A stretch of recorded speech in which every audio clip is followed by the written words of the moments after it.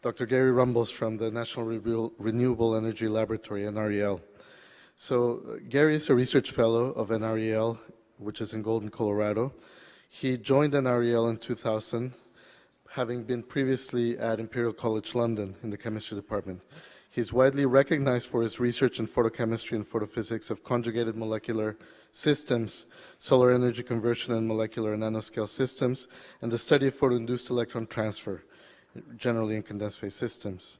And the techniques that he focuses on are flash photolysis and time-resolved microwave conductivity, which is a very complementary set of tools to the ones we've just heard from David. He is visiting professor in the Department of Chemistry at Imperial College.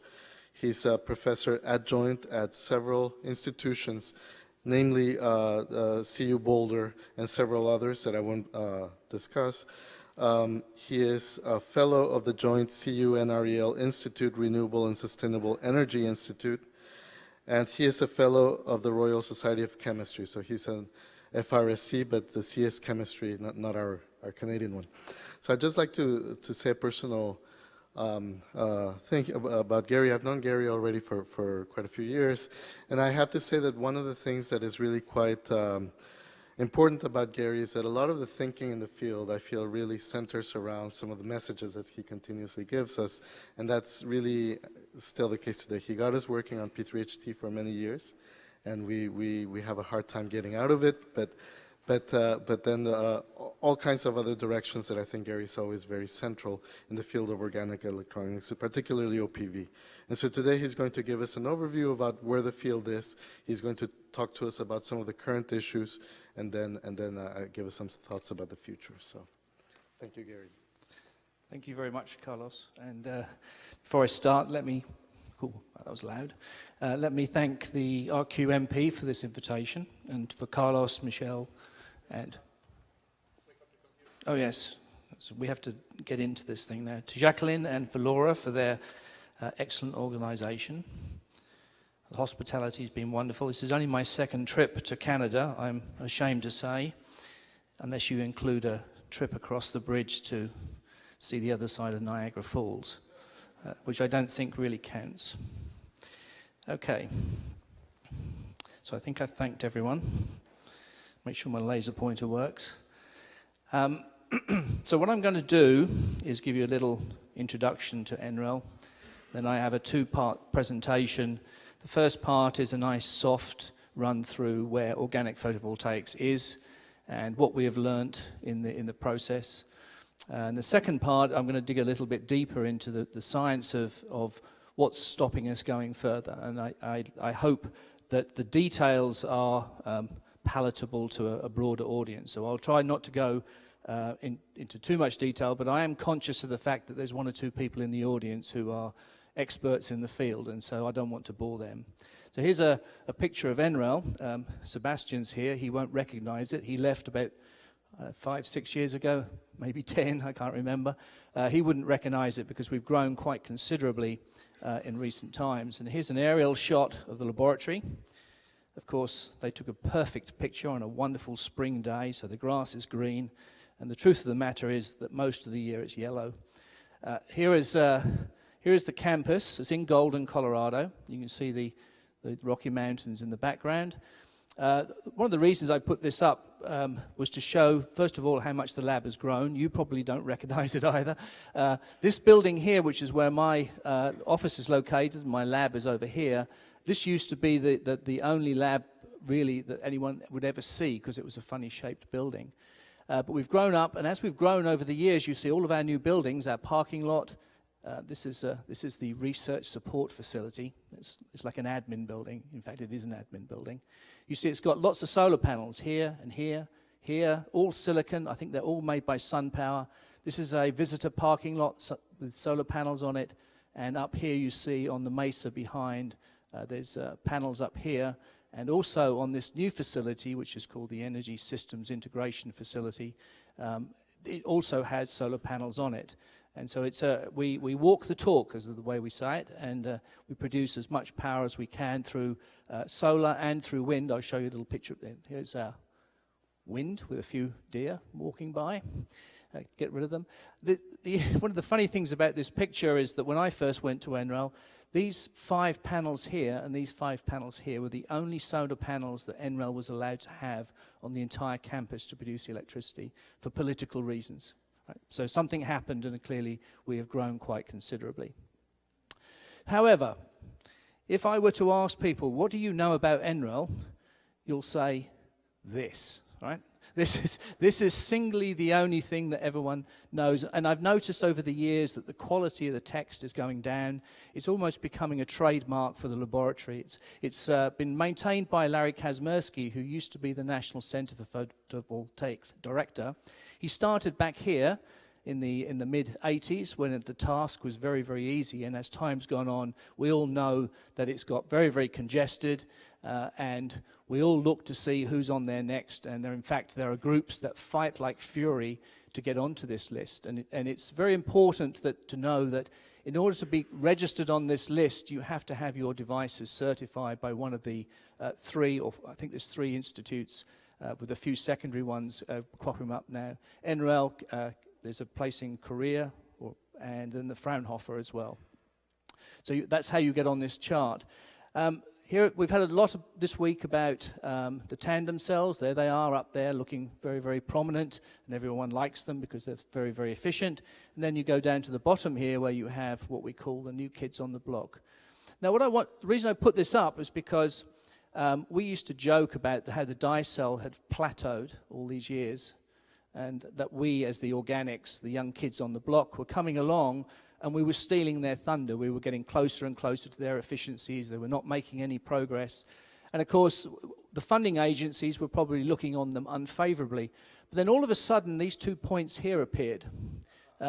Now, these 2 points, for those of you who don't know, belong to the perovskite solar cells. And there is one version of this chart, which I'm sure is very valuable because it didn't last very long, where the dye cell was connected to the perovskite solar cells, because it's the dye cell community that have brought these along. So the message there is, even though you're not making any progress, keep the science going, because you never know when something new and exciting is going to happen.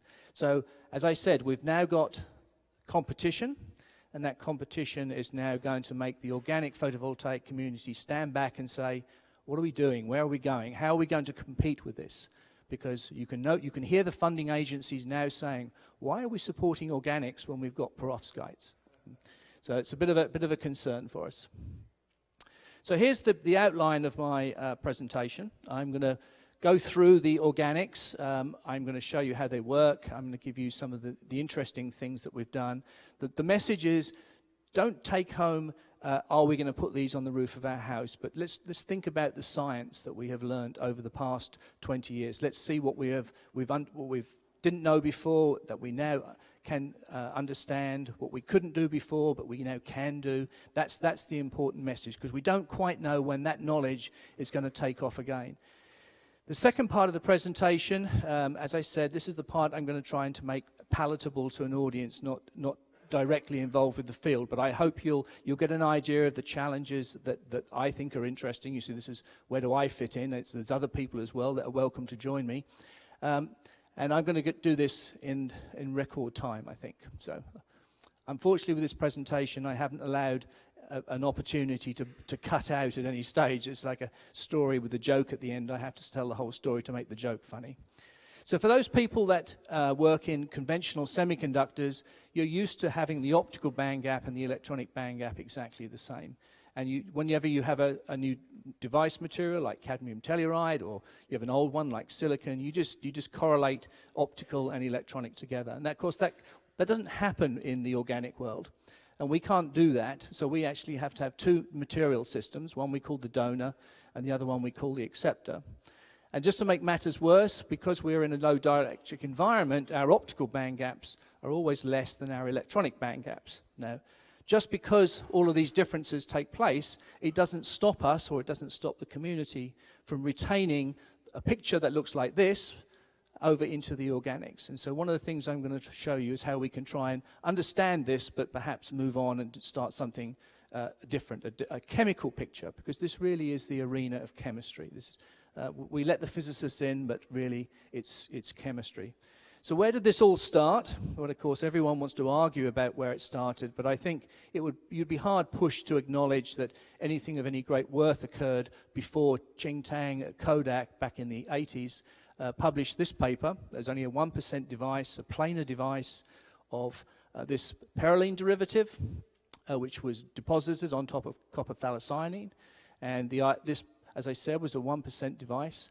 Interestingly, Qingtang only published this because Kodak said, we're going to pull the funding on this because there's no future in it. So he did the same with the OLED as well. He's a nice guy. So you see, you excite through glass. We have our indium tin oxide as a conducting layer. You excite the system, both absorb. You generate charges magically. Well, this is the heart of my presentation of how these systems produce charges. And it worked very, very effectively. But perhaps the biggest contribution, not to undermine what Qingtang did, was when in the early 90s, the mid-90s, we always say the Higa group, but we should acknowledge that without Fred Woodall and Kees Hummelen, I think these must be postdocs and graduate students at the time. These were the main players. Introduced us to the world of the bulk heterojunction.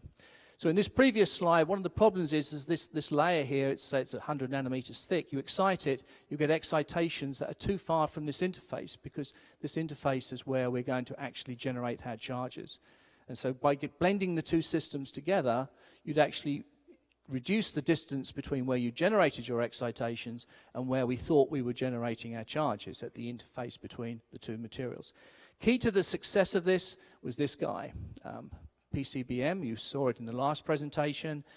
If you haven't seen it, it's a C60 with this thing on the top. It's nothing magical, and if you want to hear a wonderful presentation by Kees Hummelen, he'll tell you exactly why that thing sits on the top. We have totally optimized everything around PCBM, and we can't get away from it, which is a great shame. We ought to learn from that we shouldn't optimize around something that can be improved. So here is this is the zeroth order model. This is the one you'll see over and over and over again of how these devices work. So we have, as I said, it's a simple substrate, always glass, a transparent contact, virtually always indium tin oxide. A whole transport layer, which is actually a P-type polythiophene. It's an oxidized polythiophene. I speak chemistry and physics, so you'll find that every time I say something in physics, I'll translate it into chemistry. Now, you should be delighted about that, because my ability to do the same with English to French is non-existent. The joke in England is when we translate from English to French, we just say English louder. So this is the active layer. You know what I mean. We'd say it slower and louder as if someone's meant to understand in a foreign language. So active layer sits on top. It's about 200 nanometers thick, and then we have, the simplest case, a metal contact on top. So this is how we think it works. So we look in the active material, a photon comes in, and we generate, we call it an exciton. That infuriates the physicists. It's an excited state that is mobile, and it will diffuse to that interface. And I've already told you that we make this distance as short as possible, because this is just a cartoon, in order to get it there before it radiatively or non-radiatively decays. This is another fundamental difference between inorganic and organic, is that in organic we don't generate electron-hole pairs directly, we generate excited states, and if you allow me, the physicist, to call that an exciton. Now, I dissociated that at the interface. I put the electron into the Fullerene phase, the acceptor, and I leave the hole in the polymer phase, which is the donor. And then after we've done that, they magically get through to the electrodes. Now, you'll say, well, that looks amazingly complicated. It will never, ever work. And I will show you some data in a moment where this process is somewhere between, for the good devices, between 60 and 100% efficient. So it's quite remarkable. So it's remarkable, but we actually don't know why it does it or how it does it. So here is what I'm blowing up here is it's a bit of a mishmash of devices. Some of them are certified devices, some of them are not.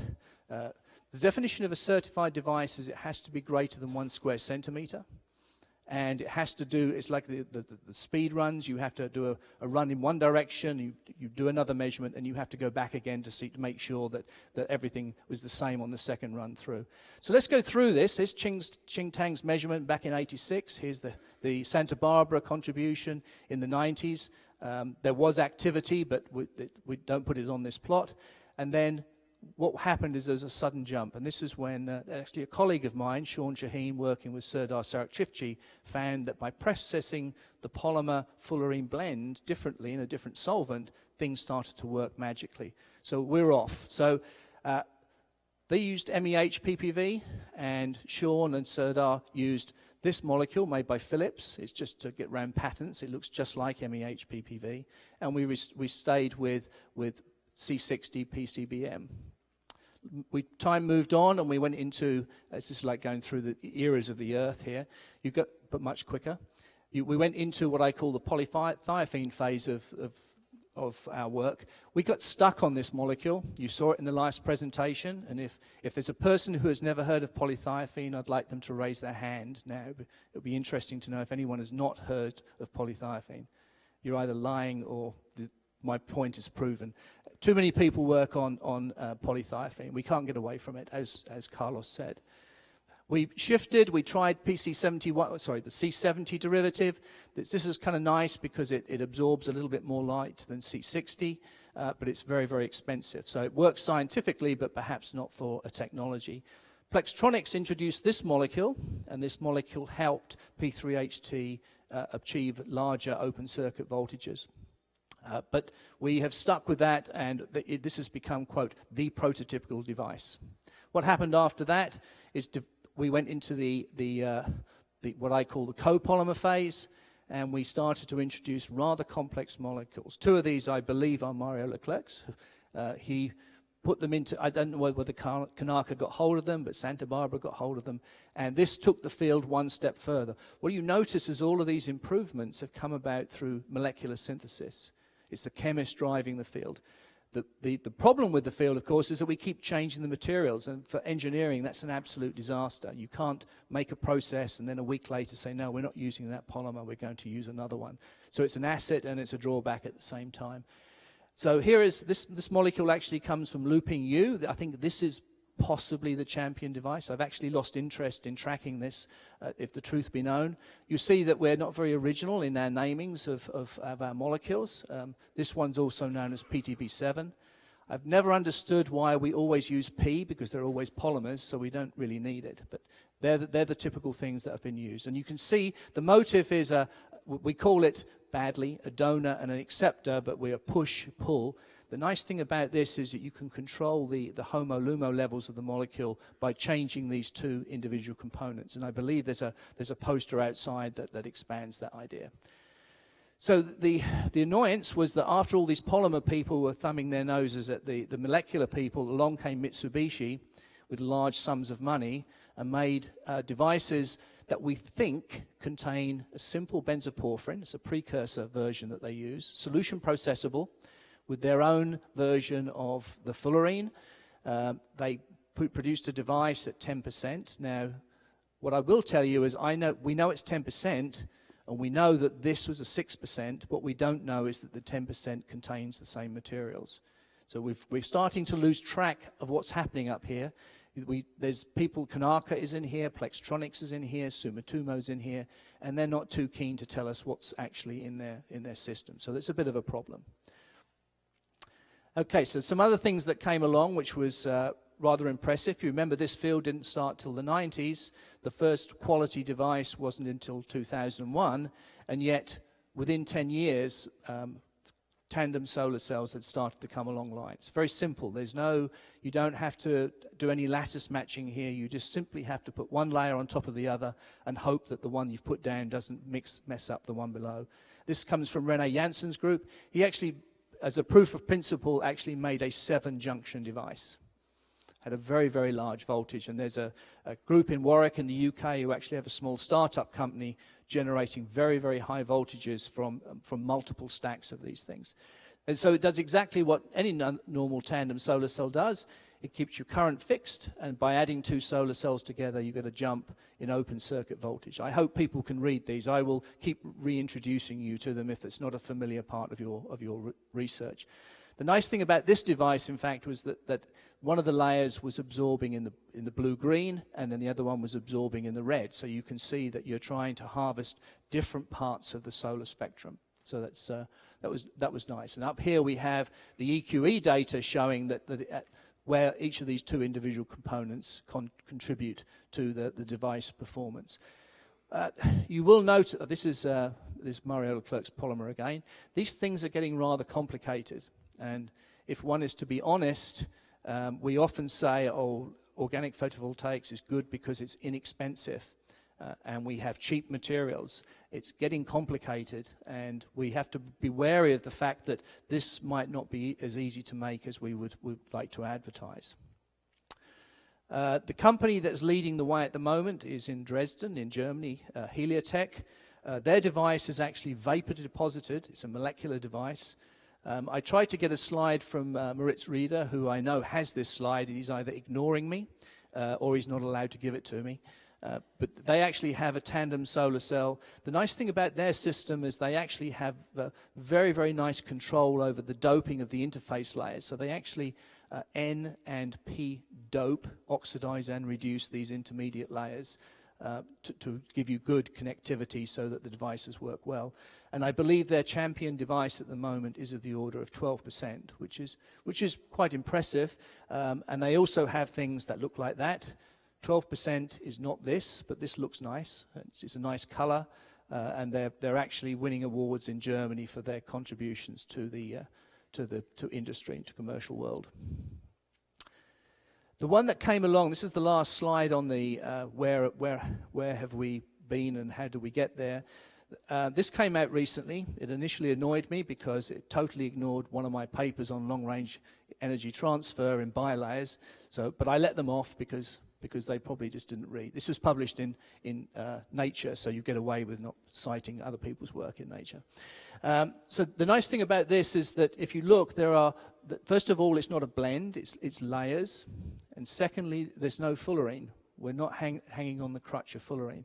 So I think this is why this paper got published, as well as the fact that it was an 8.4% device, non-certified, which means it's their own lab measurement. And you can read this paper, but it's kind of a nice example of how we're learning all the time, and the fact that we would like to go back to bilayers because we have better control of the construction. So this as much as I'm critical, is actually a nice piece of work.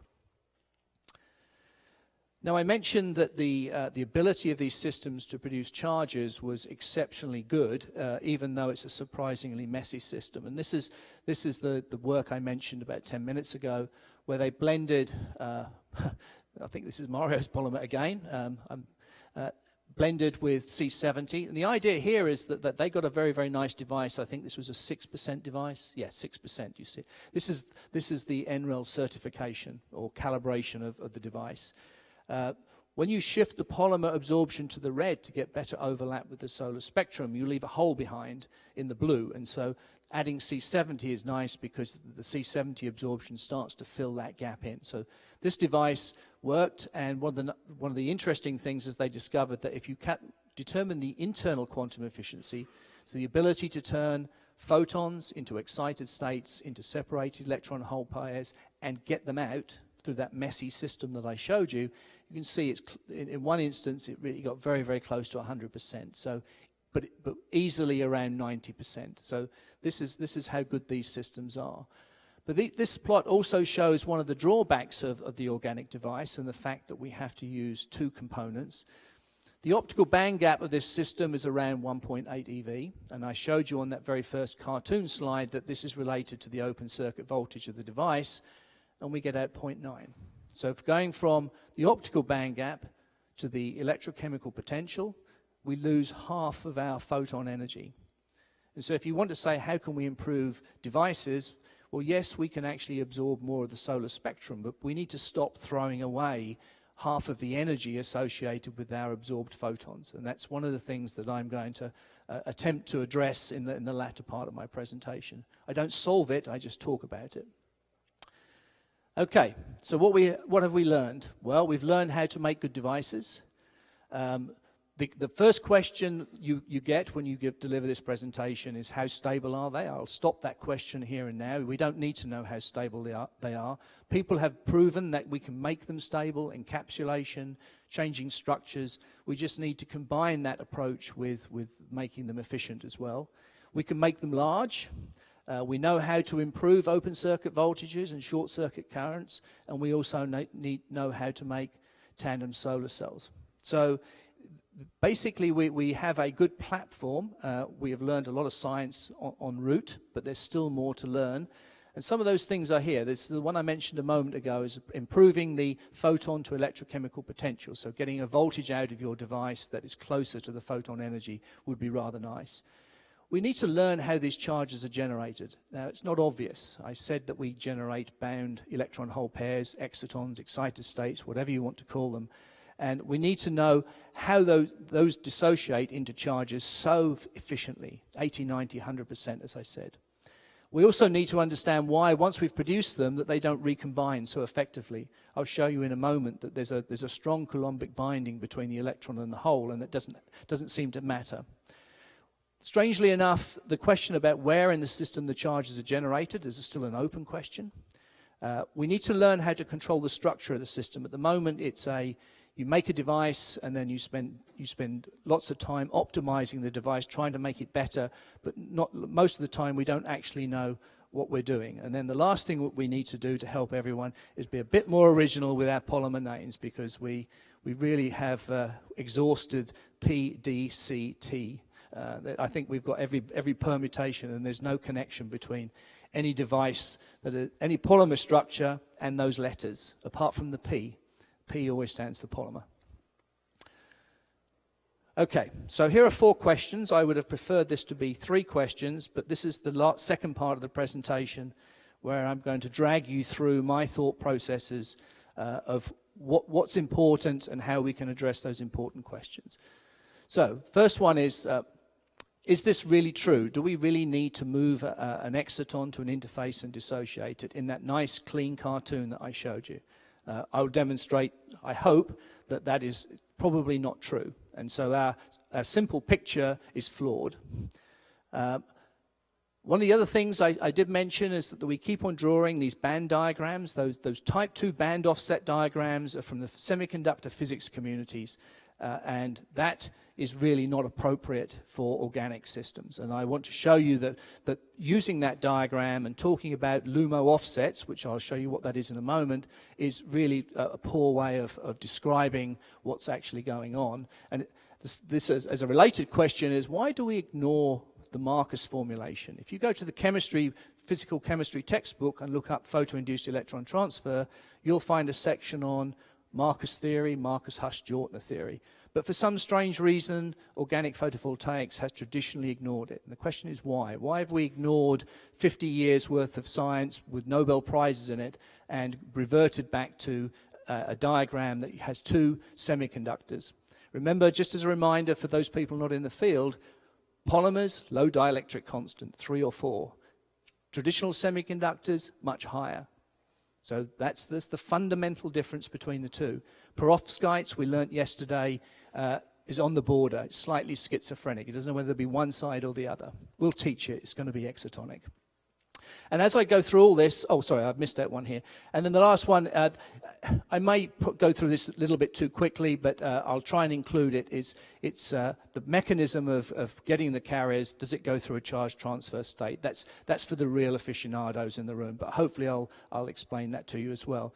But as I go through all of this, the one thing you have to remember is the single junction polymer-based OPV cells exceed 8% in certified measurements. So this isn't something that is difficult. It happens all the time. We just don't really know how or why. And I think that's an impediment to going forward. And perhaps if we learnt how and learnt why and also where, we might be able to get more of our photon energy turned into electrochemical potential, into a voltage of our device. So there's that diagram. I could spend too long on this, and I'm going to try not to, but this is your type 2 band offset diagram.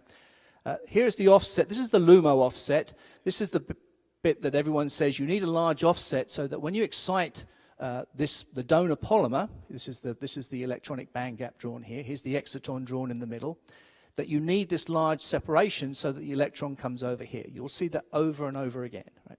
And what you'll end up with, one assumes, once you've done that, is an electron over here, a hole over here, and hopefully if they don't recombine, you'll change the quasi-Fermi levels in the two materials, and you'll generate your open circuit voltage. And the maximum value you'll get will be shall we say, the conduction band, valence band, or LUMO-HOMO offset. But the problem is, as I said, that LUMO offset's very large, and we need to make it smaller. And how small can we make it? And in fact, more importantly, is it the right thing that we're looking at? And I hopefully will convince you that it's related, but not ideal.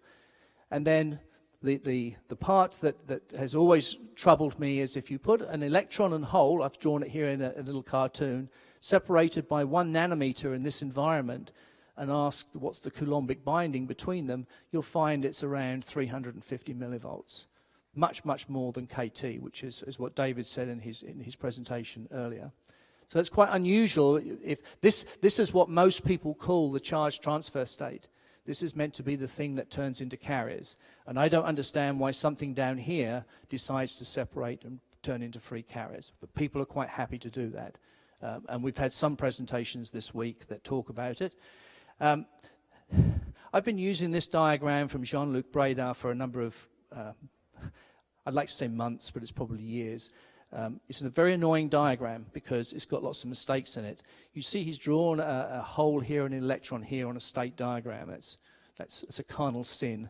But the idea that this is a molecular system is correct. We should be doing state diagrams. So here is the process on a chemist's state diagram. You excite the ground state, you get an excited state. The excited state moves to an interface, and that tightly bound charge transfer state, the electron and hole at the interface, is this thing here. But magically, it doesn't stop there. It seems to go over here into this wonderful arena where it decides to come over and produce separated charges. So this is the zone where we give it a posh name, but it's magic happens. Okay, we go from exciton to an interface. We don't get stuck because we decide not to. We come out the other side with efficiencies of 70 or 80%, and off we go. But it's this competition between the charge transfer states and these things over here which fall apart that we're interested in understanding better. So there's the diagram. There's the HOMO-LUMO offset diagram. Is it the right one? Should we be talking about that, or should we use this one? Now, it looks a lot messier. But the point of the Marcus formulation, the reason I say Marcus formulation is that I go to Australia and Noel Hush is there. And if you say Marcus theory, you offend the Australians. If anyone goes to Israel and you say Marcus theory, because Joshua Jortner was there, you offend the Israelis. So I say Marcus formulation as a blanket coverage. So I hope I don't offend anyone here. There's no Canadians on those. That's when I find out that someone jumps up at the back and said, yes, I was on it. But anyway, let's just say this is the simplest idea. And the simple point of the Marcus formulation in chemical approach to understanding electron transfer is you have to worry about the reorganization of the lattice around the species that you produce. And it matters. So you can't just move an electron across and it's just in another system. You have to understand how well it's stabilized. And so the point is that you have to understand the relationship not just between the driving force, which is alpha over here, and delta G here, but you have to worry about what's called the reorganization energy, is what this state would look like if it was on this potential energy curve, how the system has to reorganize around it. And that's the fundamental difference. This picture doesn't need it because in semiconductors, the reorganization energy is either small or negligibly small, so you don't need to worry about it. Molecular systems, you do. And so I've converted down here the LUMO offset into a driving force for electron transfer, and I'll show you how I got that in a moment. But I have to be careful with my time here, okay. So Carlos is more worried about my time. So here's the cartoon. I'm first going to show you how bad this picture is. That's the blow-up of the cartoon. A nice homogeneous polymer, fullerenes all nicely packed.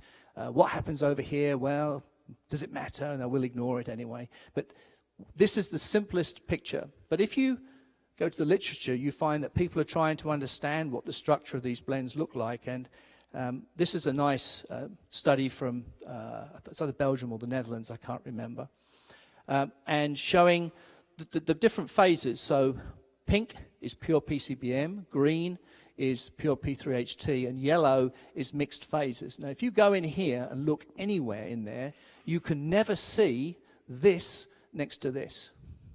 All you ever see is this mixed phase between the two. So there are at least 3 phases in our prototypical system. And what we need to understand is if we have no pure polymer adjacent to a pure fullerene, how do we know how the system works? Because we have no clean interfaces. So it's all of a sudden our system doesn't look like our cartoon. So I've turned everything into cartoons from now on because it makes life simpler. A picture's worth 1,000 equations, I understand. So this is how the molecular weight of a polymer influences the solid-state microstructure. Michel Moukamel once said, if a picture speaks 1,000 words, then an equation speaks 1,000 pictures, and then we didn't understand him after that. So I always invert what he said. So this is a low molecular weight polymer. Unfortunately, many of our conjugated polymers are low molecular weight. They're oligomers, really. Form this, what we call the paraffinic phase. This is Natalie Stingerland language. And if you have a molecular weight that's high enough, you generate the semi-crystalline phase, which has amorphous regions, and it has crystalline regions. So you can see just the pure polymer on its own isn't behaving in a nice, simple, orange isotropic medium. Excitons, how does an exciton diffuse through this? So you can see it's far more complicated than we originally guessing. So when we do make a blend, this is a cartoon. I think there's numbers of variations of this, but this is what most people tend to look at. You have pure phases of fullerene, you have pure phases of polymer, then you have these mixed phases. Right? So are the charges generated here, even though on that image I showed you earlier, we don't seem to have any of this, or are they generated in here? And how, if they're generated in here, do they get out? And should we make more of this, or should we make less of this? So this is an important question. So the tool that I'm going to use to address some of these is a technique that there's 3 equipments in the world that can do this. Time-resolved microwave conductivity. It's related to the carrier recombination approach that the conventional semiconductor world uses. The difference is that this technique can actually look at charges in organics where carrier mobilities are very, very low, 10 to the minus 2, 10 to the minus 1. And like the terahertz studies, I will actually be talking about mobilities that are in the gigahertz region. So be careful how you think of mobility when I say it. So the nice thing about this technique, and David won't like me saying this, the difference between his technique and my technique is this is many, many orders of magnitude more sensitive. We have much lower laser fluences, much lower carrier concentrations. The nice thing about it, as David would have said, is we can actually look at our system without putting electrodes on it. That's very, very nice. It's a very good tool for looking at charge generation. And we have, I say, excellent time resolution because we can do 6 orders of magnitude. Of course, what David can do is go way, way back in 6 orders of magnitude in the other direction. But of course, when you're making a device, you want charges to live a long time. If they don't live for a few hundred microseconds, the chances are it's not going to make a good device. Unlike David's system, which looked very, very nice, mine's very simple. It has a basic laser system. It's a 10 hertz, 5 nanosecond YAG laser. You go in the morning, you turn the key, you turn it on, and half an hour later, you're ready to work. Our microwave detection system is older than me, actually. It's much, much older than me. We have a microwave source, we have a detector, microwaves come into a resonant cavity, and we look at the reflected power from that microwave cavity before and after the laser pulse. And you see here I've drawn my sample in the cavity, no electrodes, and with the resonant cavity we get sensitivity, but we lose the time resolution. So we've got probably nanosecond time resolution to do this experiment. But I don't want to go into the details of this because, of course, it's not relevant to this discussion, but I want to tell you what it can see and what it cannot see. So this technique can actually see holes in the polymers, and here's a mobility. Compare that to silicon, and you see we're orders of magnitude different, even at 10 gigahertz. And we can see electrons if they're all clustered in those big lumps of the fullerenes. What we don't see is electrons that are trapped either in the polymer or electrons that are trapped on isolated C60s. Let's put it on a cartoon so we can make sure it's easier. We can see electrons here. We can see holes here. And now in this zone here, we're not sure what we can see, but we're quite confident that holes are detected here, electrons are detected here. Chances are we don't see electrons here because these fullerenes are separated from each other. So you can see our technique is quite selective on what it can see and where it can see it. This is what our transients look like. We measure as a function of light intensity. You'll notice I do a lot of physics poking, but the nice thing about changing the light intensity is that you can change the concentration of excited states, you can change the concentration of carriers, which means you can do kinetics, because you can change the rate of a process while retaining the same rate constants. I have a colleague at the lab, and he says, can you say that again? I said, yes. A rate is related to concentrations times a rate constant. Yeah, got it. And then a month later, he comes and asks me again. So you can see here that we plot. I'm only going to talk about the yield of charge as detected by this technique, so we won't involve ourselves with the transient shape itself. But this initial value, the t equals 0 signal, the initial value of the photoconductivity, and we plot that as a function of light intensity. And it turns over. This is a nonlinear effect, but we're always trying to work in this plateau region here. So this is around about 1 sun here. So we're trying to get into the regime where we've got the same level of concentration of charges and excitons as a solar cell might have. So just as a chemistry background of Marcus theory, here we have our two curves as I drew before. Here's our reorganization energy. It's what this is like at this position here. These curves are how the system responds to the environment as we change the solvent or we change the environment around either our excited state or our charge separated state. And here's the equation. So the important point is there's a squared term in here, and there's a delta G is the difference between the initial state and the final state. It's kinetics from thermodynamics, which I always taught you couldn't actually do, but Marcus said otherwise. So if we have our curves looking like this, we're in the normal region. If they cross at this point here, we are at the optimum. This is where delta G equals lambda. And then if we continue, we go over into the inverted region. Yeah? So the point is that as you increase the driving force and you keep increasing the driving force, you'll find that the rate of electron transfer doesn't increase, it goes back down again. The LUMO offset picture says the bigger the difference, the better it is, right? So there's a drastic difference between the two approaches. So I show you, this is a chemistry to physics conversion chart. All right, so here's the driving force delta G. In chemistry, we talk about oxidation potentials and reduction potentials. So that's ionization potential, roughly. Unfortunately, people publish it as a one-to-one correlation. It's far from it. And we have reduction potentials, the electron affinity, Coulombic binding. Now, we can ignore that because we have free carriers. If they're free carriers, then there's no Coulombic binding. And then we have the driving force for the process, which is the photon that we put in. So we can say that the driving force to going from the initial state, which is the exciton, to the final state is this simple relationship here. And you can actually put these terms in, if you like, the reduction and oxidation potential. But if we rearrange this, you find that this is ionization potential minus the exciton energy, which is almost where the LUMO is. Some people call that the optical LUMO. Horrible language, horrible. And this is the LUMO level of the acceptor. So you can see it's nearly the LUMO offset. The difference between the two is the exciton binding energy. Right? So if you add the exciton binding energy to this, you'll get the LUMO level of your donor material. So you see they are related. But Marcus' equation wants delta G. So that's what we're going to give it. So this is a study that's quite old now. What we did is we said, okay, we want to understand this fundamental process. We're going to change the driving force. We're going to do this by changing the electron affinity of our acceptor. I'll show you how we did that in a moment. But first of all, let's get rid of this messy blend. Let's dilute it. So we only have a few fullerenes in our system. It doesn't work as a device, but it's okay. I have microwave conductivity. You all know now that I cannot see the electron on these fullerenes because they're not clustered, but I can see the holes in the polymer quite comfortably. So I can probe the production of holes in the polymer at these low concentration regions. So that's the nice thing about going to dilute regions.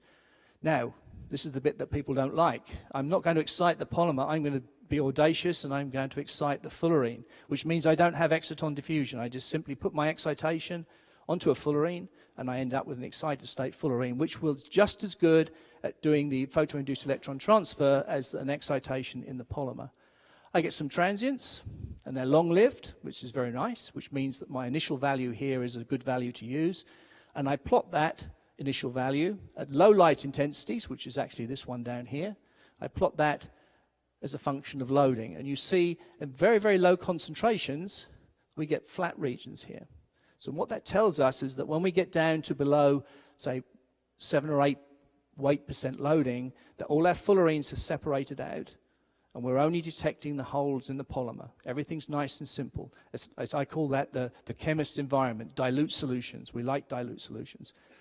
If you see that when we increase the loading to be slightly higher, you see the signal starts to go up. And that goes up because now our fullerenes start to cluster, and we start to see the electrons as well. We don't want to do that. Let's get back down here. So we've got these values. Here are two fullerenes.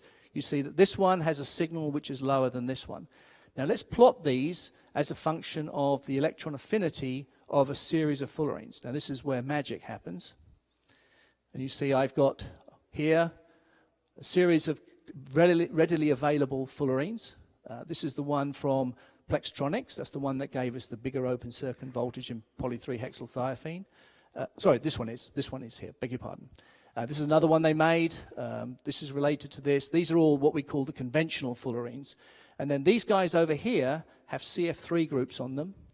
CF3 groups pulls the electrons from the fullerene cage and makes it easier and easier and easier to reduce. So we change the electron affinity or the reduction potential of the fullerene with these CF3 groups. This is my colleagues at CSU, Olga Boltalina and Stephen Strauss, who can do that. They dedicated their lives to doing this. So these are wonderful samples. But I hope you can see that the signal goes up, it reaches a maximum, and it comes back down. PCBM is not the best fullerene. The best fullerene is this one up here. But you can see it goes up and it comes back down. We did that for 3 different polymers, and you see in virtually all cases. This one here is harder to believe, but hopefully if this convinces you and this one convinces you, you can see that this one goes up and comes back down. So this is reminiscent of the fact that there is an inverted region. We've got too much driving force.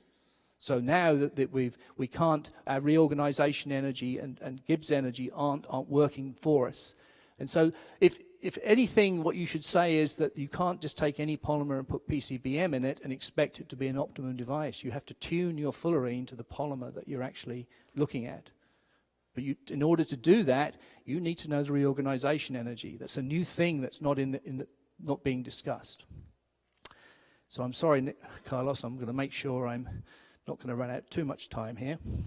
So this is another study that I like this one because Alan Selinger and Mike McGeehee put this dye molecule into a blend, and this dye molecule with this let's go back. Excuse me. This dye molecule had an absorption way out into the red. Now, when they told me they were going to do this, I just said, well, that's stupid. What's going to happen is all your excitations are going to go onto this phthalocyanine, sit there and do nothing, and you'll warm your sample up. So the reason I said that was because where do I put these dye molecules? Do I put them in the polymer phase? Well, all the excitons in the polymer will go into the dye.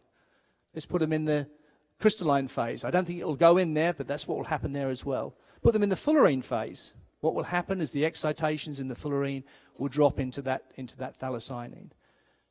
What about the interface? Well, that's probably the only place where I'll imagine that it's going to work, because now you can imagine exciting it.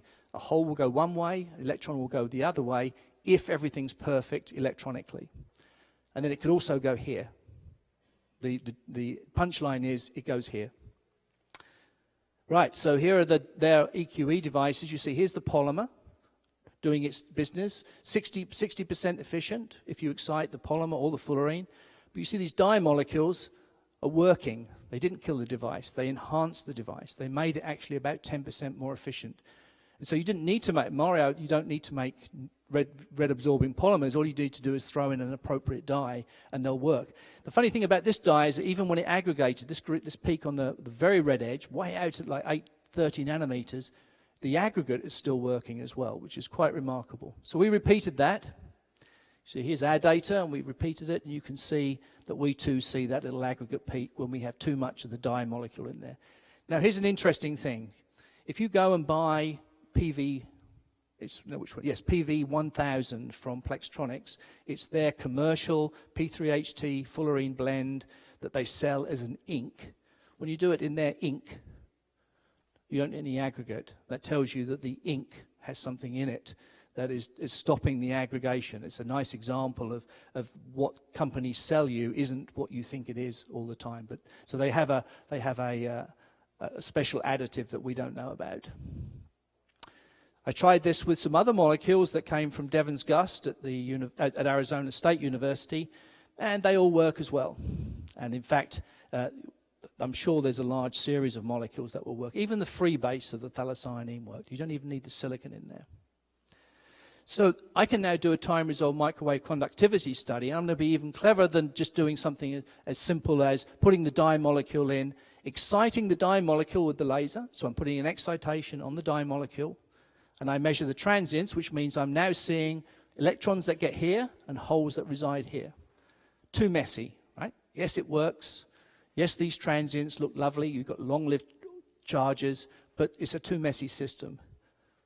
So let's get rid of one of the components. So here are the transients where you have just the polymer with the dye molecule, or just the fullerene with the dye molecule. And what you can see is when you excite this dye molecule, you're only seeing holes because, of course, the electron on the phthalocyanine can't be seen. Long-lived charges. This says the fullerene isn't magic. This says you can take something with the right reduction potential and it will work in the polymer. And interestingly, if you put it in the pure PCBM, it works in the pure PCBM as well. So you can actually get hole transfer, if you like, from an excited dye molecule, electron transfer from the excited dye molecule into the fullerene phase. This is wonderful because phthalocyanines absorb like fury. Fullerenes do not. So we have a nice model system that we can track exactly what's going on. The question you should ask yourself is, where do they go? And the answer is, they go in the mixed phase. I don't think it's likely that they're so efficient and everything decides to go to this interface, and we also know that that interface doesn't really exist. So they're going in the mixed phase. And so the conclusion is the chances are that the mixed phase is the primary source of charges in these devices, not pure polymer against pure fullerene. It's the mixed phase. And I like to think of these dye molecules as being probes of the mixed phase, probes of the amorphous region. The question we have to ask ourselves is, how do the charges generated in here actually get out? And I think the answer to that is recombination is really, really slow, and they just simply, it's kinetics. They simply diffuse around, they get out simply because the competing non-geminate recombination is so effective, so inefficient. Okay, so this last part is Garry's Hobbyhorse. I like to relate conventional photoinduced electron transfer to OPV. And if you ask the people working on photosynthesis, they'll say to you, no, you can't have these electrons and holes so close. They have to be separated by a large distance. The photosynthetic reaction center does just that. So for those of you who don't know, that's the reaction center from this thing that you have to say, Rhodobacteria spheroides. I can't say it properly. It's better than my French, but not much. Here's the donor. It's the reaction center. Here's some molecule that sits between the reaction center and the acceptor. It's a donor bridge acceptor system. There's a large separation between where the electron ends up and where the hole ends up. You separated them by a large distance. This is about 2.5 nanometers, not 1 nanometer. So that's one of my models, is that we need to have large distances for our photoinduced electron transfer.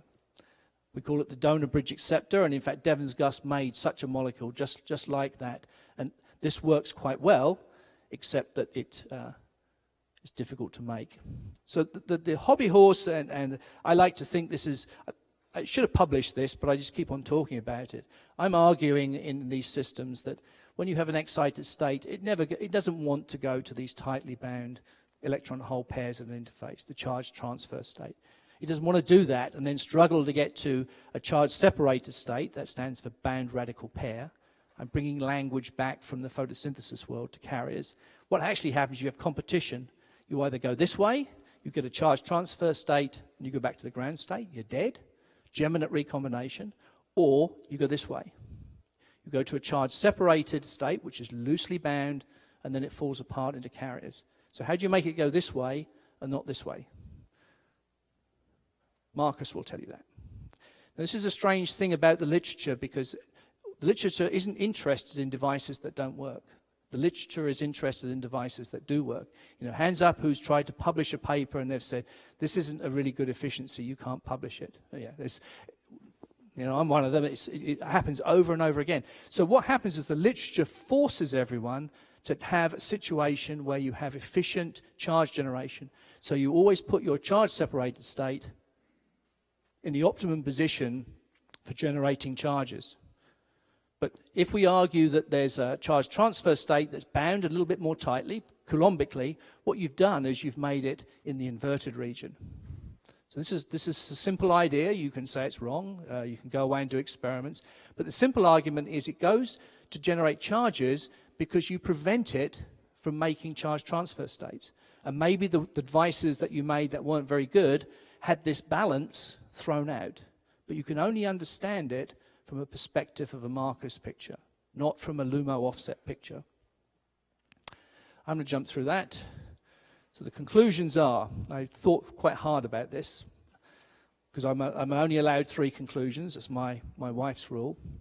So I hope I've convinced you that the science foundation of OPV is strong and it bodes well for future technologies. I'm not going to say you're going to put it on the roof next year, but if we keep working on this, something's going to happen in the next 10 years that will mean, just like the dye cell, we will take off, providing we don't all run and work on perovskites in the meantime. Okay, charge carrier generation in OPV system occurs in the mixed phase. Some people are starting to call that the grey phase. So this cartoon of donor-acceptor interfaces being perfect, let's try and erase that from our memory, because it's not what we need. We may need those phases for transport. Don't get me wrong, they're important, but for transport, not for charge generation. And then finally, I think what we actually have to do in generating efficient charges is to promote long-range electron transfer, so we get free charges and not bound charge transfer states. That's very important. So I think there are two conclusions and 1 statement. I hope you agree with me. Let me just acknowledge some of the people that I've worked with. I'm not going to go through the full list. You notice that Carlos is on here. And the guys that really did a lot of the work here, David Coffey did the work on the original Marcus work. Obadiah Reed is the driving force between the solid-state microstructure. Nikos and Andrew have been outstanding contributors as well. And we always should acknowledge our funding source. I'm funded by the Department of Energy, Office of Science, the Solar Photochemistry Program. This is the full mouthful. If someone that works for DOE and is in the audience, they take a picture and say, Garry got his grant number right, it's good. So this is my funding agency. They've been absolutely outstanding to me. There's some blatant advertising. I'm going to show you a map of how to get from NREL's visitor center through the Rocky Mountains, through some beautiful canyons and valleys and hills. You drive all the way down to Telluride. It takes you about six hours. It's a wonderful drive. Now, why would you want to do that in the summer? It's because there's a conference that Carlos is coming to, and there's a number of other people coming to. If there are graduate students and postdocs who want to hear 40 of the leaders of the field, we're going to have a coming together at this time here. There's the website you can go to. And the idea there is we're going to say, perovskites are here and they're stealing our lunch. What are we going to do about it? So that's that conference. And we've got reduced registrations for early career staff. So with that, I'll finish, and thank you for your attention. Sorry. Thank you very much, Garry, for such an excellent presentation. Let's first do questions, and then I'll do a couple of announcements. Are there any questions from the audience? Hungry. People, I'm going to be here all afternoon. There's one in the back. Yes, I can hear you.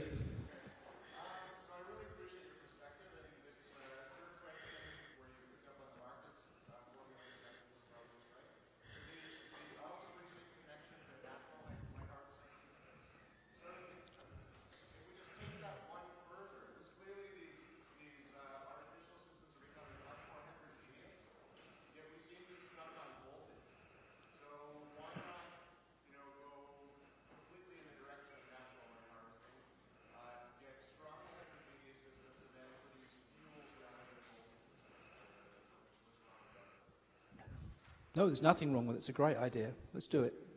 Now, I think we've been trying to do that for a number of years.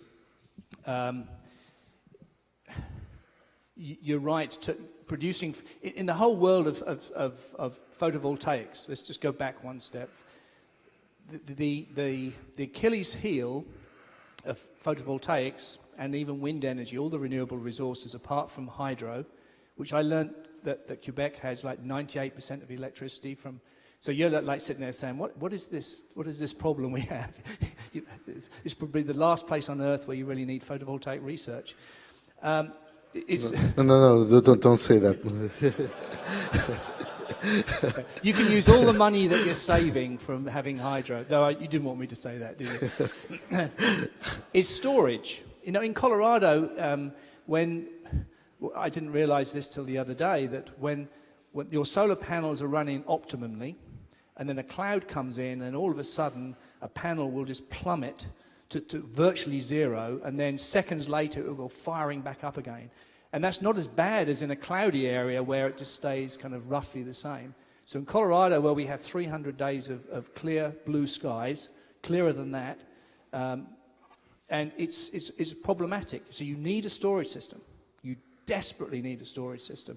And solar fields is in fact the way to go. But it's not as if people haven't been trying for a long time. And if we get the catalyst right, because of course the nice thing about voltage is you just use it when it comes out. To do the redox chemistry on those electrodes to get fuels is non-trivial. I agree with you, but it's not an easy solution. Let's keep working on it, though. Other questions? There's one.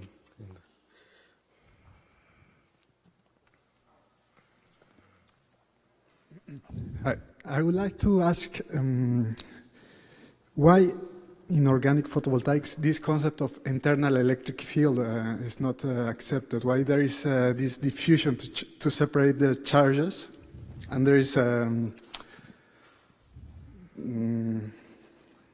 it's ignored. Yeah. Yes, What's the problem? Why is not accepted? This that is generally accepted in an organic photovoltaics. Right. Well, so in the zeroth order, these phases aren't doped. Okay, they're the Fermi levels in the middle of the band gap. P3HT, however, is one of the most highly p-type polymers, conjugated polymers we have. It's got a free carrier density of about 10 to the 16. So it's lightly doped. So the question is when you put the fullerene in there, that's intrinsic as well. So there's very few dark carriers available in the system, or doping carriers, to generate any fields that can actually help separate the charges, is the honest answer. And you move away from P3HT to another polymer which works as well or possibly better, and you find the dark carrier density in that polymer goes down even further, 10 to the 15, 10 to the 14. So the doping densities in these materials is very, very low. And the general perception is, we could be proven wrong, that there are no fields being built up in the device. And it would only work for a planar device anyway, I believe. I guess it might work for the heterojunction. But generally, we just don't think there's enough carriers to build up that field between the two materials, because we think of them as intrinsically non-conducting materials. Probably not a good enough answer. You're probably a physicist, which means... but it's not the model. That's not the model we think of. Any other questions? I apologize. Statement about Quebec not needing solar energy. Of all the stupid things to say, that was probably the stupidest today. So. Are there any other questions? So of course, Garry will be here the rest of the afternoon and does have a meeting with the students, and I really encourage all of the students. C'est vraiment votre pour vous, c'est une opportunité de poser des questions aux grands conférenciers, pas juste sur le sujet, mais sur la science, sur des questions de carrière aussi. So I really encourage all the students to go to talk to Garry after lunch. Now, don't move, please. Still, we're about to go to lunch. I have two important announcements. I'll start out with we really want to thank all the volunteers, les bénévoles, that made really today happen. So I'm going to name them, and these people are very important, and let's thank them very much. Patricia Moraille, UDM, Laure-Isabelle Dion-Bertrand, UDM, Vincent Gozlan, UDM, Gabriel Leclerc, UDM, Jimmy Leroux, UDM, Vincent Dumont, UDM, Étienne Lantagne, je m'excuse, Uctubis, Natrella Ourmir, UDM, et Adèle Elmour Poli. Vraiment, merci beaucoup.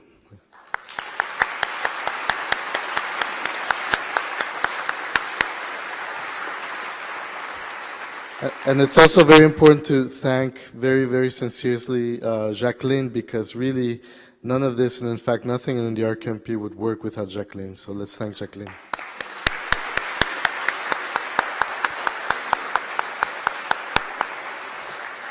And then the last thing I want to say before I pass it on to Louis, we're trying to have some order in the next phase, because otherwise it will descend into chaos and we won't be able to eat. So what we're going to ask is that we proceed to lunch after Louis addresses us through that door, and we're going to invite you to proceed in groups of 50 so that we don't end up with a queue around the block like normally happens to get into the World Cup to see Mexico versus Cameroon. So we're going to ask 50 people at a time from that door to where Michelle is standing, from the back to the front to proceed to lunch. So please let's proceed that way. Okay, now I'm happy to pass the word again to Louis Taillefer. Don't move yet, please. Okay, so I would first like to really thank Carlos for organizing this morning session and for being a very good coordinator. So let's thank Carlos for this.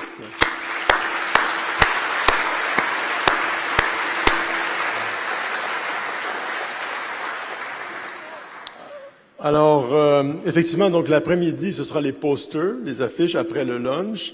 La rencontre avec Garry Rumbles, peut-être qu'on peut dire à 2h15, entre les étudiants et notre conférencier. So the meeting between students and Professor Garry Rumbles will take place, let's say, at 2:15 to give us enough time for lunch. And I would like to also mention that there's a meeting of the advisory committee at 4 o'clock. So let's just convene next to the registration desk and we'll go together to a meeting room for that. Otherwise, have a good afternoon and a safe journey back home. Thank you.